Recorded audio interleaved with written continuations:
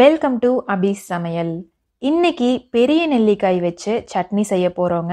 இட்லி, தோசை, சப்பாத்தி, சாதம், தயிர் சாதம் அப்படின்னு எல்லாத்துக்குமே ஒரு சூப்பரான சைட் டிஷ்ஷா இருக்கும். நான் இன்னைக்கு 5 பெரிய நெல்லிக்காய் எடுத்திருக்கேங்க. இதை நல்லா கழுவிட்டு இதுல இருக்க விதையை எடுத்துட்டு நறுக்கி வச்சிருக்கேன். ஒரு கடாயில 1 டேபிள் ஸ்பூன் நல்லெண்ணெய் சேர்த்துக்கிறேங்க. அடுப்பை சிம்ல வச்சிருங்க. 1 டேபிள் ஸ்பூன் கருப்பு எள்ளு, 1 டேபிள் ஸ்பூன் கடலை பருப்பு, 1 டேபிள் ஸ்பூன் உளுந்து, இந்த 3ஐயும் சேர்த்துட்டு நல்லா வறுத்துருங்க.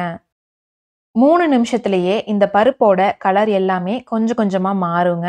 இப்போ இதுல காரத்திற்கு தகுந்த மாதிரி 6 வரமிளகாய், 1 இன்ச் அளவுக்கு தோல் சீவின இஞ்சி, 2 கொட்டை அளவு புளி, இதை எல்லாத்தையும் சேர்த்துட்டு நல்லா கலந்துருங்க. அடுத்து இதுல 1 கொத்து கறிவேப்பிலை, நறுக்கி வச்சிருக்க நெல்லிக்காய், இந்த 2ஐயும் சேர்த்துட்டு நல்லா வதக்கிடுங்க. இதை ஒரு 2 நிமிஷம் வதக்கிடுங்க. இப்போ இதை அடுப்புல இருந்து எடுத்துட்டு நல்லா ஆற வச்சிருங்க. இது கூடவே 4 டேபிள் ஸ்பூன் அளவுக்கு துருவின தேங்காய், இந்த சட்னிக்கு தேவையான அளவு உப்பு சேர்த்துட்டு நல்லா கலந்து விட்டுருங்க.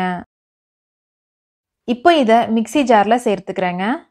தேவையான அளவு தண்ணி சேர்த்துட்டு நல்லா நைஸா இந்த சட்னியை அரைச்சி எடுத்துருங்க. அடுத்து சட்னியை தாளிச்சிடலாங்க. ஒரு கடாயில 2 டீஸ்பூன் அளவுக்கு நல்லெண்ணெய் சேர்த்துக்கிறேன். எண்ணெய் நல்லா காஞ்சதுமே 1/2 டீஸ்பூன் கடுகு, 1/2 டீஸ்பூன் உளுத்தம்பருப்பு, 1 வரமிளகாய், 1 கொத்து கறிவேப்பிலை சேர்த்துட்டு தாளிச்சிருங்க. இப்போ இதை சட்னியில சேர்த்துட்டு நல்லா கலந்து விட்டுருங்க. அவ்வளோதாங்க, சூப்பரா ரெடி ஆயிருச்சு நெல்லிக்காய் சட்னி. இது நீங்க இட்லி, தோசைன்னு எல்லா டிஃபனுக்குமே சைட் டிஷ்ஷா பண்ணலாங்க. அதே நேரம் சாதம், எலுமிச்சை சாதம், தயிர் சாதம் அப்படின்னு எல்லாத்துக்குமே தொட்டு சாப்பிடலாங்க. நீங்களும் இந்த சட்னியை சமைச்சு சாப்பிட்டு பார்த்துட்டு எப்படி இருந்துச்சுன்னு மறக்காம கமெண்ட்ல சொல்லுங்க.